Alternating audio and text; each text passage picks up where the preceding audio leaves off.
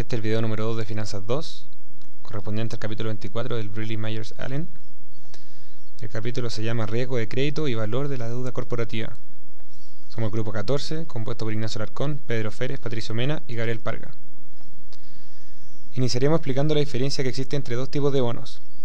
Los bonos corporativos se diferencian de los bonos gubernamentales, ya que existe la probabilidad de que las empresas no paguen su deuda. Se asume que un país que toma préstamos los pagará en su totalidad y a tiempo, cosa que no se puede esperar de las corporaciones. Que exista la posibilidad de que no se pague la deuda se relaciona con el diferencial de rendimiento, y es por eso que los inversionistas le exigen un mayor rendimiento al asumir ese mayor riesgo. Iniciaremos con un ejemplo. La compañía Salton en 2006 tenía bonos de 12,25% de 2008, con un precio de 79% de su valor nominal, ofreciendo un rendimiento al vencimiento de 30,2%. Un análisis simple nos podría llevar a pensar que ese 30,2% era una inversión extraordinaria en comparación al 4,5% de los bonos del Tesoro, pero solo si Salton pagaba su deuda.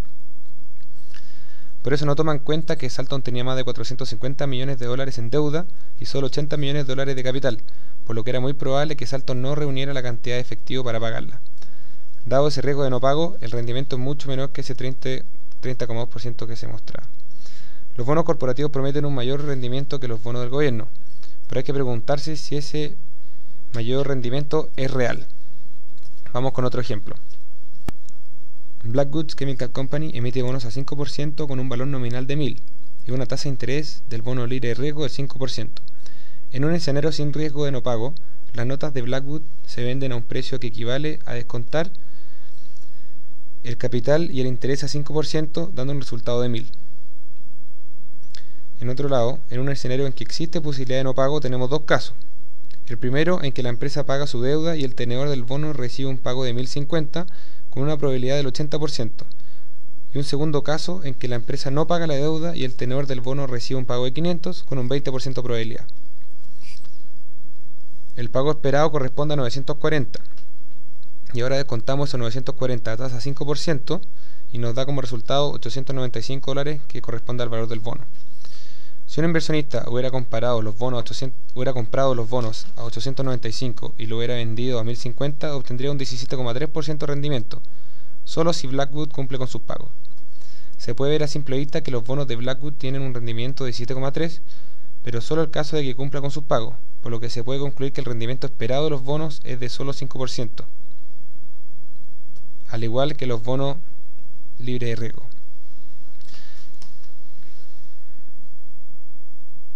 Ya hablamos del diferencial de rendimiento. Ahora, ¿qué determina el diferencial de rendimiento? La siguiente figura muestra la variación del diferencial de rendimiento en los bonos corporativos de Estados Unidos según su riesgo. Los bonos AAA son los de más alto grado, cuyo rendimiento prometido ha sido en promedio un 1% más alto que los títulos del Tesoro. Por otro lado, están los bonos BAA, que están 3 niveles más abajo, cuyo diferencial de rendimiento ha sido un poco más del 2%. Por último están los bonos de alto rendimiento o bonos chatarra, donde el diferencial de rendimiento puede llegar a 5% por sobre los bonos del Tesoro. Hay que tener en cuenta que son rendimientos prometidos y las empresas no siempre lo cumplen. Por ejemplo, aunque los bonos chatarra han tenido un rendimiento prometido de un 5% más que los bonos del Tesoro, el rendimiento real ha sido solo un 1,5% mayor. El diferencial de rendimiento puede variar mucho en un año a otro, por factores económicos de las preferencias de los tenedores de bonos por elegir bonos más seguros. Ahora compararemos dos estrategias para entender lo que mide el diferencial de rendimiento. La estrategia 1 corresponde a una inversión de $1000 en un bono sin riesgo de incumplimiento, a tasa variable que paga un 9%. Y la estrategia 2 corresponde a una inversión de $1000 en un bono corporativo comparable a tasa variable que paga un 10%, pero también se adquiere un seguro de un 1% anual para protegerse de cualquier incumplimiento, recibiendo una compensación por cualquier pérdida de valor del bono. Como conclusión, se puede apreciar que ambas estrategias tienen el mismo resultado, ya que en la estrategia 2 se recibe un 1% mayor, pero se utiliza para pagar el seguro. Si no fuera el diferencial igual al costo del seguro, existiría arbitraje de precios, ya que una alternativa dominaría la otra.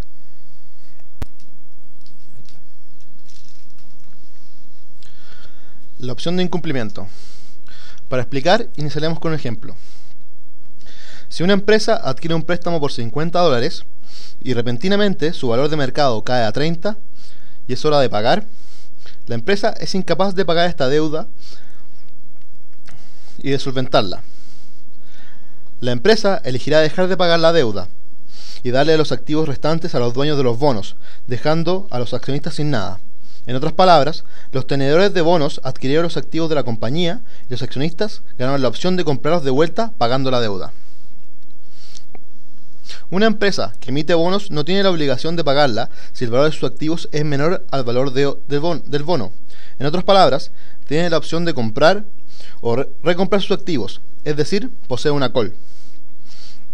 Analizando gráficamente, podemos decir que si el precio del ejercicio es mayor al pactado inicialmente, los que poseen el bono recibirán su paga. Y viéndolo desde el otro punto de vista, los accionistas recibirán lo que valga la acción menos los 50 que debían. Es decir, harán valer su opción de compra, la opción de compra de sus activos.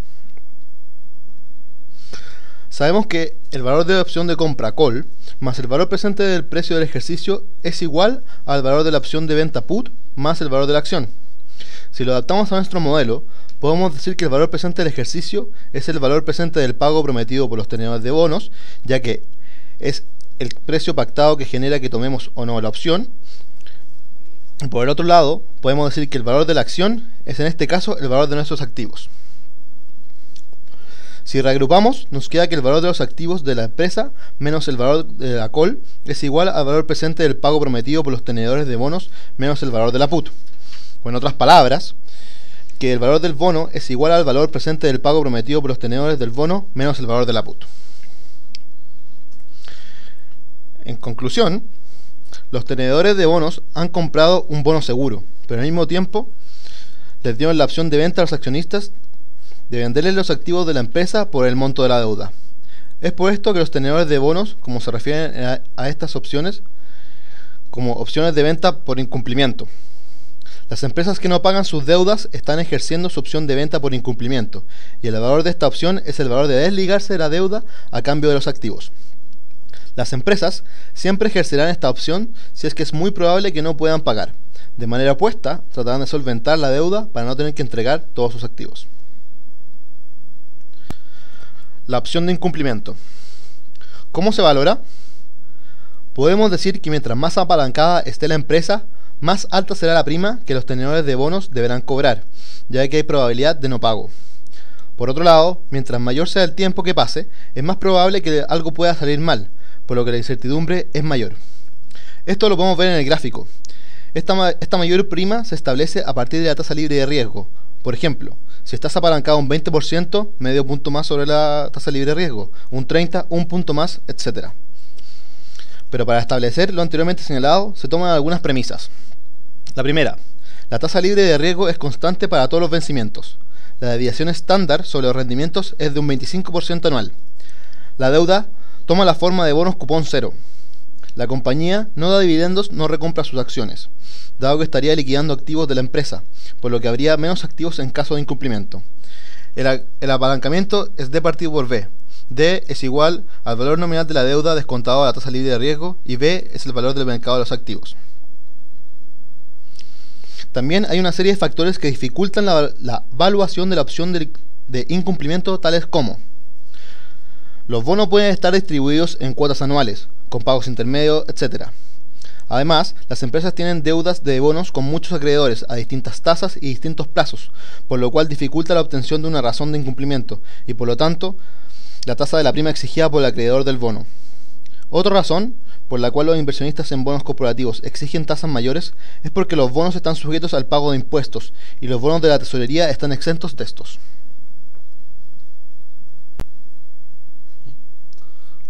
Ahora hablaremos sobre la evaluación de las garantías de los préstamos del gobierno. La garantía de préstamos es una opción de venta sobre los activos de la empresa.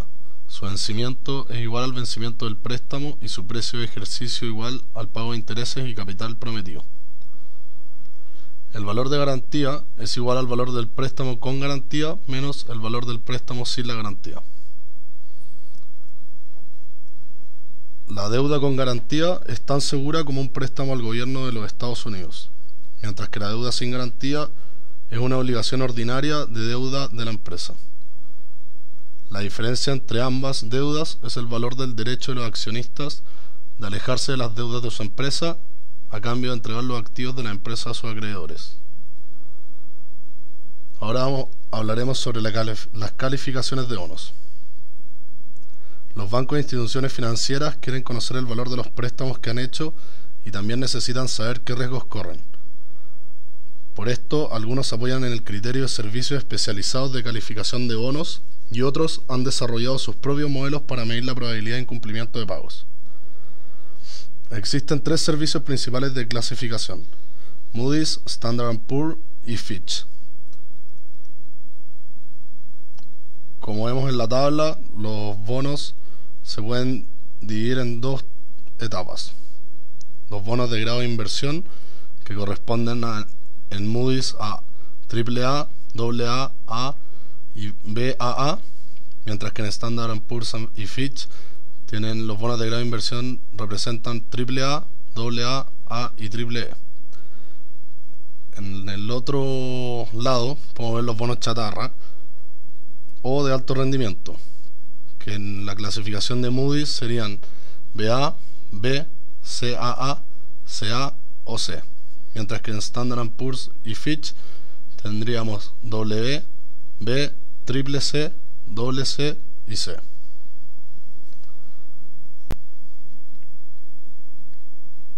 Existen cifras claves para intuir la clasificación de bonos. Primero, la razón deuda-empresa. Segundo, la razón de utilidades a intereses. Y tercero, el rendimiento de los activos. Para la calificación de crédito, las empresas en problemas generan un ROA, rendimiento sobre activos, mucho menor que las empresas sobrevivientes. Las empresas en quiebra son menos rentables, más apalancadas y generan relativamente poco efectivo, como podemos analizar en la tabla a mano izquierda.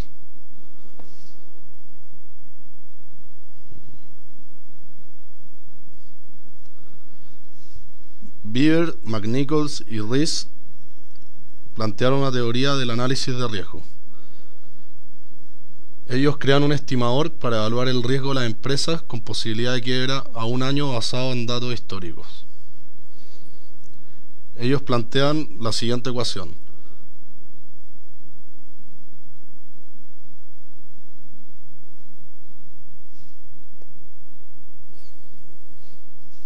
En conclusión, es clave, además de tener un buen sistema de clasificación, saber qué tan importante es posible apoyarse en él.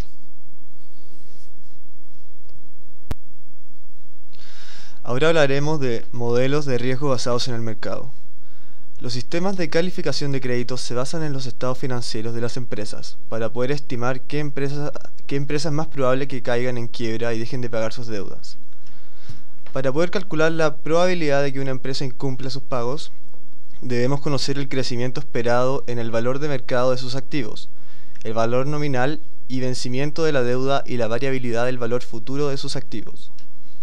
En caso de tener distintas fechas de vencimiento de sus deudas, es importante que los accionistas pongan dinero para pagar las deudas de corto plazo y así mantener la posibilidad de que la empresa recobre su buena fortuna antes de que el resto de la deuda se venza.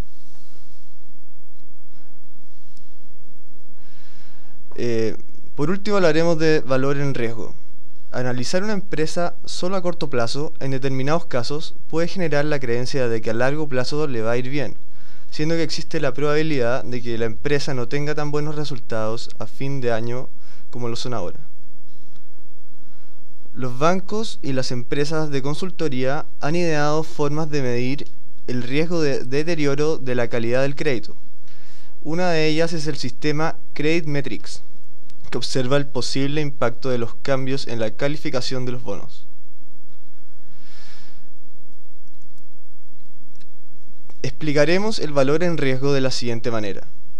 Si la deuda de X fuera a degradarse a 2B, los inversionistas exigirían un mayor rendimiento. Por ejemplo, el rendimiento de los bonos 2B era alrededor de un 75% más altos que para los de una sola A. Si el rendimiento de los bonos X creciera en esa cantidad, el precio bajaría aproximadamente un 5%. En otras palabras, hay casi una probabilidad de un 1% de que el valor de su inversión baje un 5% o más en el curso del año próximo. Esto quiere decir que a un nivel de confianza del 1%, el valor en riesgo en nuestra tenencia de deuda de X es de alrededor de un 5%. Con eso damos por concluido nuestro video de Finanzas 2.